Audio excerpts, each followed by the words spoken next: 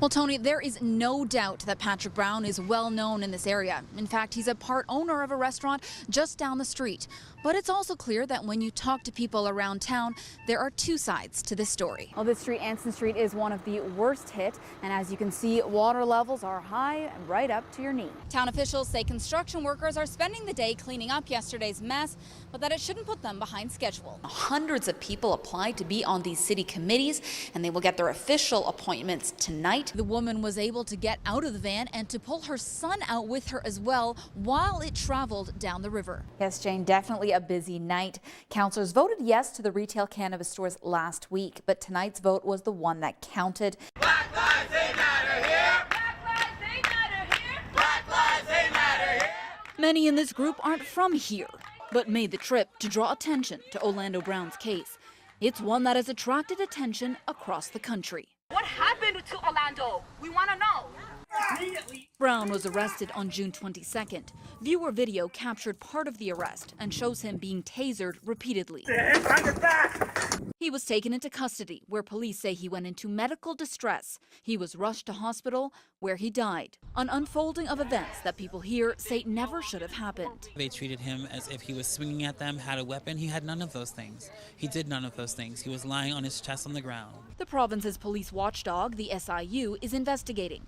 And because of that, Barrie police won't comment directly on the case. But court documents obtained by CTV show police had a warrant out for Brown's arrest, with charges that included assault and uttering death threats. Family, including Brown's 11-year-old daughter, were here today. They say it was a minor domestic dispute. He wasn't a perfect person. I mean, they're saying that a warrant was out for him.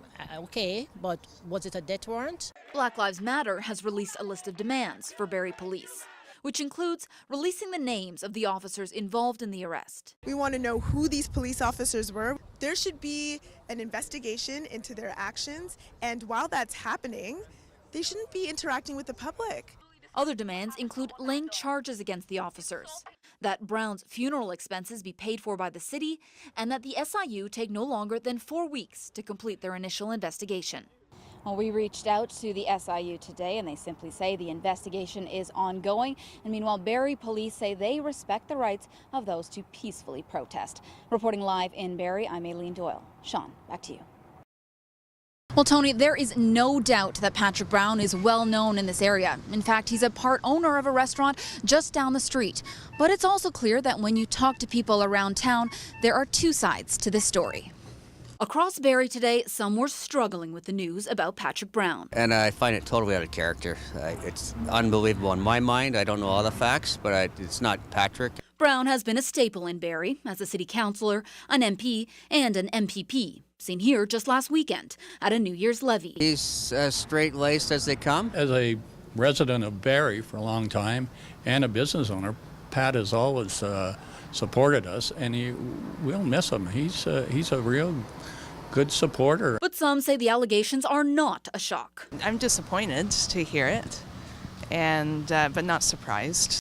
A woman who says she used to work at Hooligans, a restaurant Brown part owns and frequents, says his behavior made her uncomfortable. The hostesses would they would complain about him and his associates all the time and how they would hit on them. Another describes her encounters with Brown at downtown bars. He doesn't like it when you say no, more like it's a slap in the face for him. Barrie's mayor says he was shocked to learn of the allegations, adding that in his opinion, there is no doubt it took great courage for the woman to come forward, and that sexual misconduct must stop. Meanwhile, Jill Dunlop, who was seeking Brown's Simcoe North seat after he announced he'd run in a new Barrie riding, said, "I truly hope that these allegations are false and that Patrick's good name as an upstanding politician may be redeemed. He has been a close family friend and has brought the Ontario PC Party to such a successful position." She went on to say, "With that being said, I stand with all victims of sexual harassment." Brown's current riding association stands behind him. There are allegations and there's no court case or anything for him or anyone else. They're just allegations.